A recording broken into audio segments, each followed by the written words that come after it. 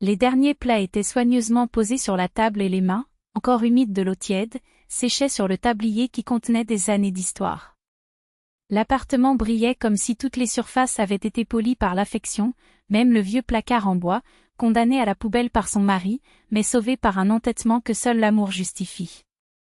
Sur la cuisinière, le poulet dorait à feu doux, tandis qu'au four les broinas prenaient de la couleur. L'air dansait avec le parfum frais de l'ânette et une anxiété qui n'avait pas de nom, seulement un poids. Elle arrive à 6 heures, murmurai-je plus à moi-même qu'à lui, qui ne leva même pas les yeux de l'écran de son téléphone portable, se limitant à un signe distrait. Il restait un quart d'heure et tout était prêt, la table dressée avec la précision d'un rituel, les cristaux reflétant la lueur des bougies, le vin respirant dans le verre, les serviettes assorties à la nappe comme si elles avaient été choisies par les mains d'une reine. Tout exactement comme elle l'aimait. Ce n'est pas la peur qui m'a gardé silencieux si longtemps. C'était le désir qu'en franchissant cette porte, elle ressente l'odeur de sa maison, l'étreinte d'un lieu qui, après tout, n'existait que parce qu'un jour ses mains s'étaient ouvertes pour me donner des ailes. Je m'en souviens comme si c'était hier, nouvellement mariée, avec des rêves plus grands que son salaire, elle a détruit sa propre pension, vendu la maison de campagne qu'elle aimait et a même dû faire face à la bureaucratie juridique pour économiser chaque pièce qui nous permettrait d'avoir ces 4 murs. Ce n'est pas un cadeau, ma fille, disait-il alors, avec la voix ferme de quelqu'un qui sait que la liberté ne se demande pas, elle se construit. C'est ton indépendance. Pour qu'aucun homme ne te donne jamais l'impression de dépendre de lui. Mon mari, à l'époque, m'a remercié. Mais la gratitude, comme beaucoup de bonnes choses, a une date d'expiration. Au fil du temps, ces remerciements se sont transformés en grognements. Ce n'est pas ma maison, a-t-il commencé à répéter, comme si les murs avaient des propriétaires et non des souvenirs. Il critiquait les meubles qu'elle avait choisis, le revêtement de sol qu'elle avait payé, voire les conseils qu'elle osait donner, comme si sa générosité était une dette qu'il n'avait jamais demandée. J'ai avalé chaque mot, espérant que tôt ou tard il arrêterait de chanter cette chanson amère. Aujourd'hui, après 2 ans sans la voir, elle est revenue d'Allemagne, où il se remettait d'un accident vasculaire cérébral qui lui a presque volé sa voix, ses pas, sa dignité. Et je me suis demandé, comment serais-je? Reconnaîtrait-il ce que j'avais fait dans cet espace? Voulez-vous les fleurs que j'ai choisies, le bortsch que j'ai préparé comme elle l'enseignait, la confiture de canneberge, sa faiblesse, saupoudrée de sucre sur le plat en cristal? L'interphone sonna. J'ai ouvert la porte et l'air a quitté mes poumons. Elle était là, enveloppée dans un manteau léger, un foulard sur la tête et un bouquet qui semblait avoir été cueilli dans le jardin de sa jeunesse. Ses yeux les mêmes qui m'ont vu trébucher dès mes premiers pas brillaient de la même douceur que toujours. Ma fille, dit-il, et sa voix était un baume sur des blessures dont je ne savais même pas qu'elles saignaient. Nous nous sommes embrassés avec une force qui faisait mal, mais avec cette bonne douleur, qui nous rappelle que nous sommes vivants. Derrière moi, mon mari s'est approché, poli, souriant, me tendant la main comme s'il était un étranger dans sa propre vie. Entrez, s'il vous plaît. Tout est prêt. Sa voix sonnait répétée, comme les répliques d'un acteur qui avait mémorisé le scénario mais oublié l'émotion. La table gémissait sous le poids de ce que j'avais préparé, les mains tremblantes, les feuilles de salade coupées selon la forme qu'elle préférait, le bortsch de bœuf épais, le pain maison encore tiède, la confiture tiède, bien sûr, les canneberges au sucre, parce qu'un repas sans ça n'est pas un vrai repas, comme elle le disait toujours. Nous étions assis dans le salon, à la lumière vacillante des bougies, les ombres dansaient tandis que nous rions de souvenirs que le temps n'avait pas pu effacer, mes évasions des cours d'éducation physique, la fois où je rentrais à la maison avec un 2 rouge tamponné sur mon cahier et inventais que c'était une expérience sociale. Il servait le vin, entretenait la conversation, racontait même des blagues qui la faisaient rire jusqu'aux larmes. Cela semblait presque réel. Presque. Mais je connaissais ce sourire, le même qu'il utilisait lors des réunions de travail, lorsqu'il avait besoin de convaincre quelqu'un de quelque chose en quoi il ne croyait pas. Il y avait une tension au coin de sa bouche, un ton forcé dans sa voix, comme si chaque mot était un poids qu'il portait juste pour empêcher sa façade de tomber. Ce n'était pas de la haine. C'était pire, c'était de l'indifférence déguisée en courtoisie. Je le savais parce que, ces derniers mois, son vocabulaire s'était réduit à des silences éloquents, des marmonnements et des regards qui traversaient les murs sans jamais me rencontrer. C'est alors qu'elle, après une gorgée de vin, se pencha en avant et demanda, avec une curiosité qui n'était pas fortuite, « Quoi de neuf, ma fille ?» Avant que j'aie pu ouvrir la bouche, il a répondu, trop vite, comme quelqu'un qui a peur que la vérité éclate, « C'est parfait.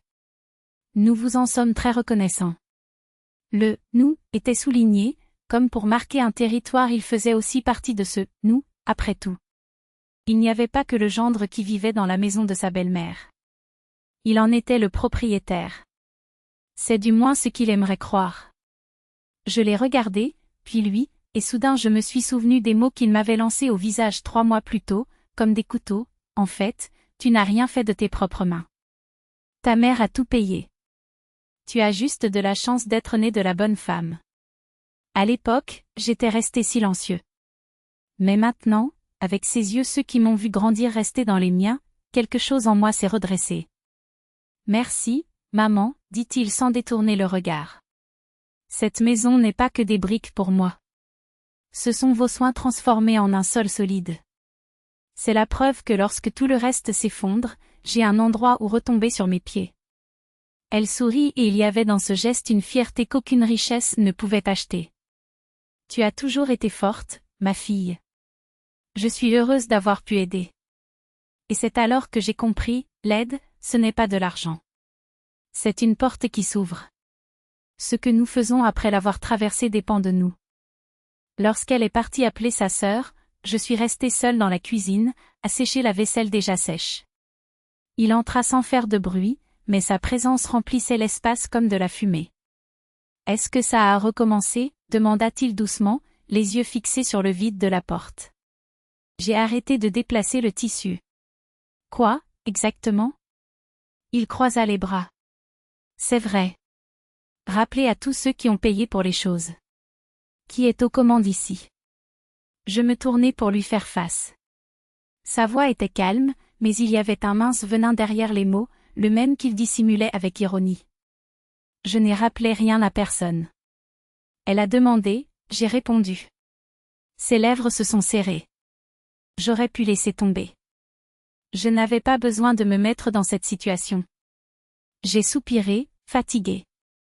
C'est vous qui vous exposez à cela, chaque jour, en prétendant que vous avez contribué à autre chose que du ressentiment. Il s'approcha, posant ses mains sur la table comme s'il avait besoin de soutien. Tu veux dire que je ne suis personne ici ? Je n'ai pas répondu tout de suite. Mais quand j'ai parlé, c'était avec un calme qui m'a surpris, je veux dire que tu as cessé d'être mon partenaire depuis longtemps. D'abord, c'était la maison que je n'aimais pas. Ensuite, les meubles, la nourriture, mes décisions. Maintenant, même ma mère te dérange. Il rit, un son sans joie. Est-ce que ça te dérange ? Ta mère ? Oui. Parce qu'elle a donné ce que vous n'avez jamais donné, la sécurité. Et vous passez vos journées à essayer de saper cela, avec le silence, la critique, le dédain. Ses yeux brillèrent pendant une seconde, c'était de la honte, c'était de la colère, c'était la reconnaissance d'une vérité qui faisait mal. Peut-être que tu as raison, a-t-il admis, et sa voix était étrange, comme si ses mots coûtaient du sang. Ce n'est pas la maison qui m'étouffe. C'est le sentiment de vivre dans un endroit qui n'a jamais été le mien. Avec une personne que je ne connais plus. J'ai hoché la tête. Alors peut-être que nous ne devrions pas continuer comme ça. Le silence qui suivit fut long. Il m'a regardé comme s'il me voyait pour la première fois, puis a détourné le regard. D'accord. Je ferai mes valises demain. Et je suis partie. Je me tenais là, tenant une tasse qui n'avait pas besoin d'être lavée, avec un vide dans la poitrine qui ne faisait pas mal, il existait simplement, comme l'espace laissé par quelque chose qui meurt lentement et dont nous savions déjà qu'il allait se produire. Le lendemain matin, le soleil est entré par la fenêtre avec une lumière aveuglante. La maison était silencieuse d'une manière nouvelle, sans le bruit de la brosse à dents, sans les pas lourds dans le couloir. Je me suis réveillée seule et pour la première fois depuis des années, je n'ai pas eu peur. Juste un léger vertige, comme après un long voyage. Dans la cuisine, ma mère était déjà assise, enveloppée dans son vieux drap, une tasse de thé à la main. Quand il m'a vue, il a souri. « Tu n'as pas dormi ?» Je secouai la tête et m'assis à côté de lui. Nous sommes restés silencieux pendant un moment. Puis sa main recouvrit la mienne. Il est parti? Il l'était. Elle hocha la tête, sans jugement, sans parole vide de sens. Juste ce silence chaleureux, comme une couverture. Tu as bien fait, ma fille. Ce n'est pas la maison qui a mis fin à ton mariage, ni mon aide. Il ne pouvait tout simplement pas gérer ta force. Je l'ai regardé. Ma force? Oui. Vous ne vous taisez pas quand les gens sont injustes envers vous. Vous savez être reconnaissant. Et vous savez fixer des limites. Sa fierté était un câlin. Je suis fière de toi. Et c'est alors que, pour la première fois depuis longtemps, j'ai laissé couler des larmes non pas de douleur, mais de soulagement. Parce que je n'étais pas seule. Parce que se choisir n'était pas une erreur. Nous avons pris un café ensemble. J'ai préparé des œufs à sa guise, coupé le pain encore chaud. Ce n'était pas parfait. Mais c'était réel. 2 jours plus tard, quand je l'ai emmenée à l'aéroport, elle m'a serré dans ses bras pendant que je lui disais au revoir et lui a murmuré, « Rappelez-vous, une maison, ce n'est pas des murs, ma fille. C'est toi. Où que tu sois. » Je suis rentrée chez moi, j'ai enlevé la bague de mon doigt, je l'ai mise dans un tiroir et je l'ai fermée. J'ai ouvert la fenêtre. Le vent chaud est entré, apportant une odeur d'herbe fraîchement coupée, comme une invitation à recommencer.